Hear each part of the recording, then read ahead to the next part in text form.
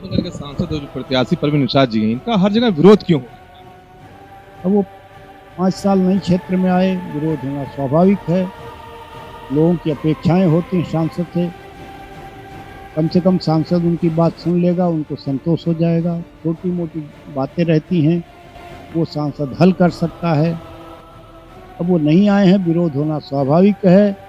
लोग गाली दे रहे हैं, देंगे, लेकिन अंत में मोदी के नाम सब लोग इकट्ठा होकर उनको जिताएंगे। ये जो आकाश आनंद पहुंचे थे आज, उन्होंने भरे मन से भारतीय जनता पार्टी को अपने लहजे में गद्दार देशद्रोह कहा है। इसका क्या मतलब? उनकी कितनी योग्यता है, पहली बात तो ये उनको समझना पड़ेगा। फिर उन्होंने राजनीति में कितने दिन काम किया है। केवल ये भाषण मीडिया को एक वो देने के लिए जिससे मीडिया में हाईलाइट हो, 4 बार आवे, क्योंकि वो अपशब्द बोले हैं, गलत बयानी किए हैं, इसलिए मीडिया में आएगा तो उनकी राजनीति चमकेगी। क्योंकि मुझे तो नहीं पता कि इनका कोई राजनीतिक करियर रहा है कभी। ये सीधे मायावती के भतीजे हैं, बस एकमात्र उनका आधार है और कोई आधार तो है नहीं। भारतीय जनता पार्टी अपने संविधान के हिसाब से अपनी जो मैनिफेस्टो है उसके आधार पर काम करती है। उनके कहने से भारतीय जनता पार्टी अपनी विचारधारा को नहीं बदलेगी। उनको प्रहार करना है, उनको राम नहीं पसंद है, उनको कृष्ण नहीं पसंद है, तो उनकी मानसिकता को हम क्या करें। उनको तो खाली किसी तरह से नेता बनना है, पैसा कमा लिए हैं, कुछ नेता हैं। स्वागत है आप सभी का। मैं हूं साहिल खान और आप देख रहे हैं साहिल की डायरी। आज संत कबीरनगर जिले में बहुजन समाज पार्टी के राष्ट्रीय कोऑर्डिनेटर आकाश आनंद पहुंचे थे, लेकिन जो उन्होंने भाषण दिया है, भारतीय जनता पार्टी यानी केंद्र सरकार को देशद्रोही गद्दार बता डाला है। हमारे साथ में पूर्व सांसद जी हैं, जी निषाद जी। ये जो आकाश आनंद पहुंचे थे आज, उन्होंने भरे मन से भारतीय जनता पार्टी को अपने लहजे में गद्दार देशद्रोह कहा है। इसका क्या मतलब?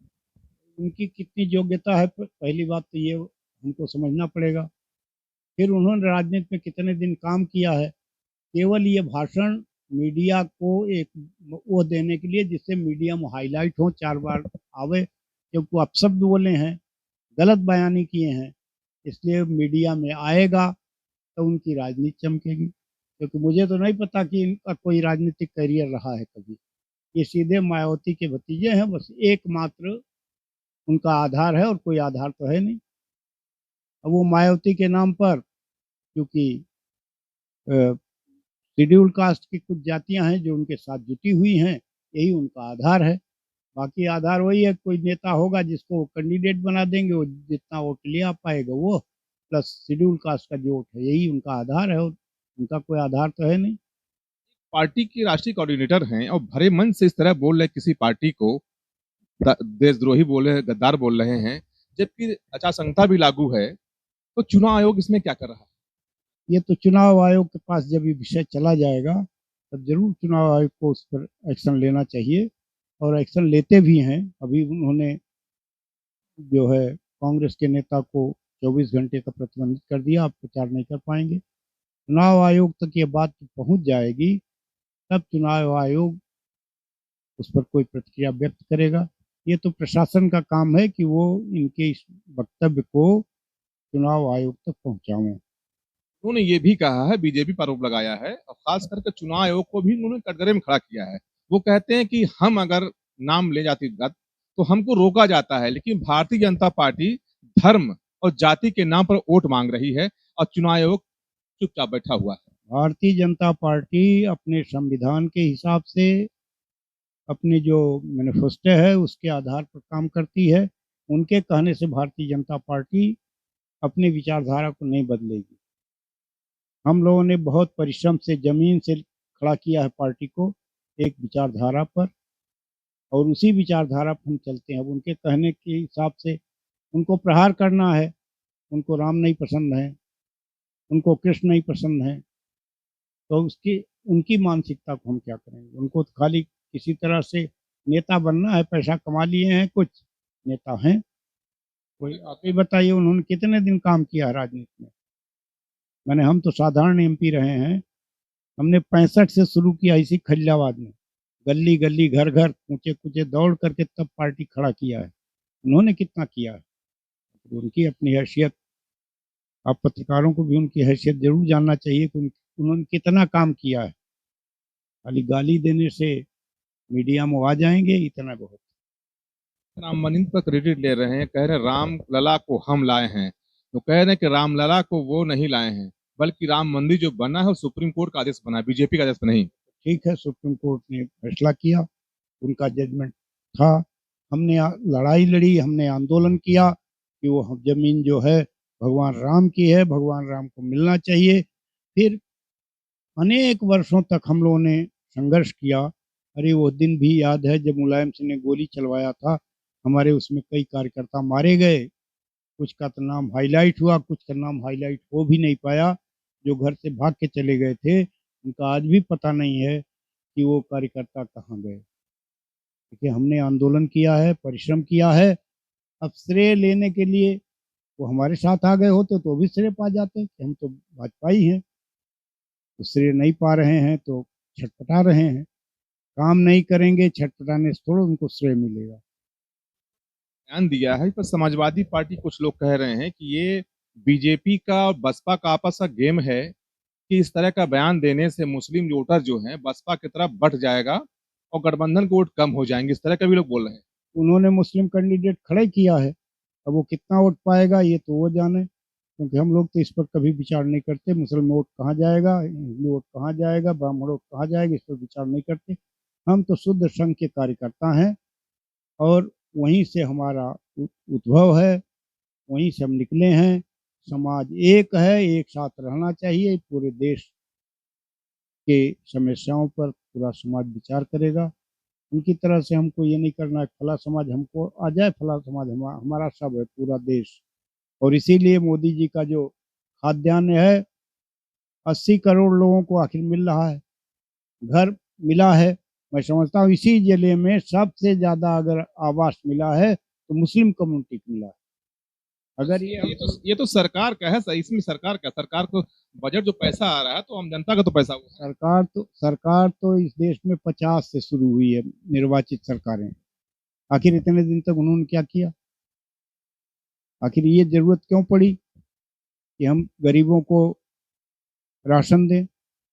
अगर वो संपन्न होते तो राशन की कोई जरूरत नहीं थी देने की। और इसी का परिणाम है कि आज समाज का जो निचला तबका है, जिसको हम गरीब कहते थे, वो सब आज सुखी हैं, संपन्न हैं, बड़े आराम से हैं। और वो कहते भी हैं कि हमको तो खाने पीने के लिए सब मिल रहा है। ये आरोप लगाया है कि जब बहुजन समाज पार्टी सरकार थी तो महामाया आवास योजना उन्होंने लाया था, और उस आवास को योगी जी बुलडोजर से गिरवा रहे हैं। अरे कितना महामाया आवास उन्होंने बजट में लाट किया था, मैं तो नहीं समझता, कहीं सुनने भी नहीं आया। पता नहीं, आप पत्रकार हैं, कहीं खोज के बताइए कितना महामाया आवास मिला था, क्योंकि हमको तो नहीं कहीं जानकारी है महामाया आवास उन्होंने कुछ दिया हो। जो योजनाएं चली हों, वहीं कागज में रह गई हों, ये तो अलग विषय है। लेकिन आखिर भाजपा की, मोदी की, योगी की जो योजनाएं हैं वो जमीन पर दिखाई पड़ रही ना।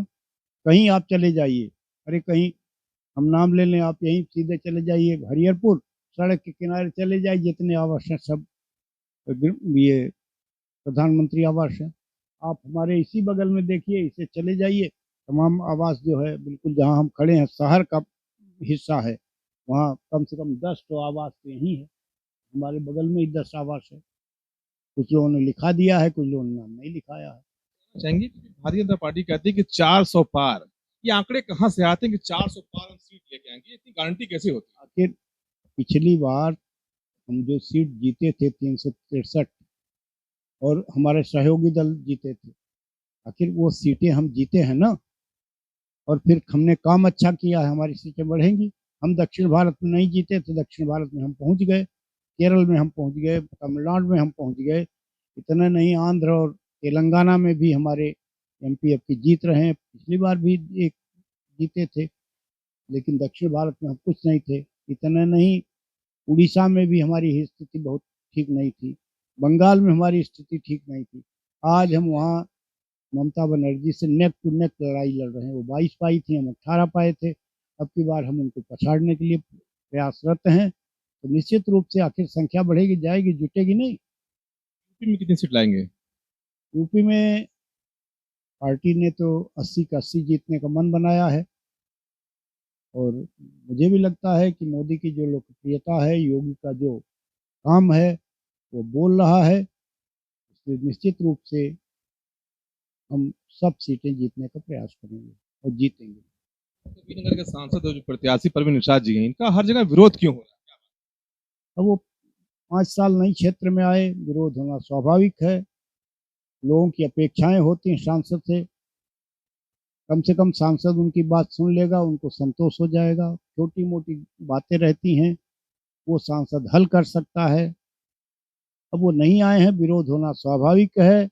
लोग गाली दे रहे हैं, देंगे, लेकिन अंत में मोदी के नाम सब लोग इकट्ठा होकर उनको जिता देंगे। चलने वाली नहीं है, इस बार साइकिल निकलेगी।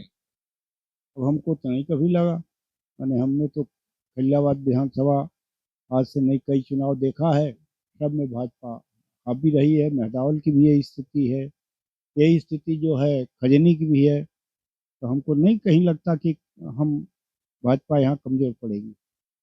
बात के बगल में गांव है मोहम्मदपुर कठार, वहाँ एक शादी समारोह में एक बहुत ही निंदनीय घटना सामने आई है। वहाँ एक वीडियो वायरल होती है, रात की घटना थी लेकिन सुबह वायरल हुई। इसमें देखा गया 3 सेकंड की वीडियो में मंत्री जी एक व्यक्ति को से मार रहे हैं, 3 सेकंड बाद खत्म हो गया। दूसरी वीडियो में दिखता है कि दूल्हा दुल्हन सामने है, वहां से एक दाहिने जब वीडियो मुड़ती है तो आपस में लोग मारपीट कर रहे थे वहां पर, इसमें मंत्री जी को मारा जा रहा था। इस घटना को क्या?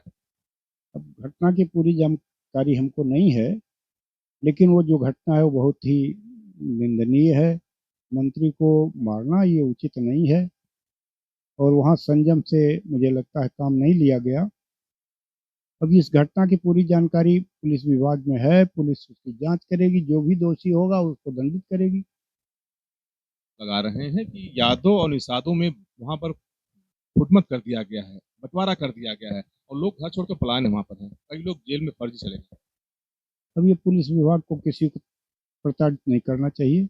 मेरी पुलिस से भी अपील है कि वो किसी को प्रताड़ित न करें, जो दोषी है उन्हीं को वो पकड़ें।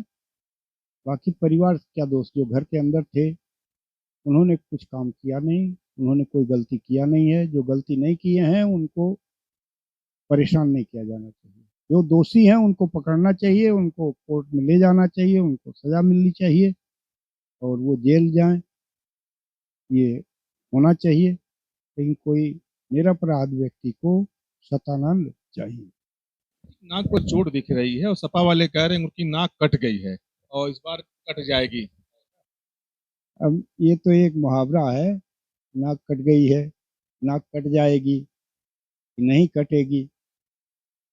अरे उनके ऊपर बैठे हुए नरेंद्र मोदी, देश के प्रधानमंत्री, देश को सब सुविधाएं दिलाने वाले प्रधानमंत्री बैठे हुए हैं। उनका नाम आएगा, प्रधानमंत्री उनको बनना है, तो निश्चित रूप से जनता जनार्दन जो है एमपी को जिताएगी। आखिर तभी तो प्रधानमंत्री बनेंगे, तभी तो हमारी 80 सीटें हम जीतेंगे। हमने इंटरव्यू लिया था, किसी पार्टी से नहीं था, उनका यही कहना था कि बीजेपी को का जो प्रत्याशी संतकबीरनगर नहीं थे कि गोरखपुर से लाना पड़ा उनको। अब ये तो पार्टी का मसला है, पार्टी ने कहाँ समझौता किया, उसमें बीजेपी क्या, पार्टी ने समझौता किया है निषाद पार्टी से। निषाद पार्टी को उन्होंने ये सीट दिया है, ठीक है वो हमारे सिंबल से लड़ रहे हैं, लेकिन सीट तो निषाद पार्टी को ही दिया है ना, वहाँ भाजपा कोई कैंडिडेट का प्रश्न नहीं है। अब निषाद पार्टी ने जो कैंडिडेट खड़ा किया है हम सब उसके साथ हैं। ये भी नारा चल रहा कि बाहरी भगाओ घर वाले को लाओ, तो पप्पू निषाद घरे वाले।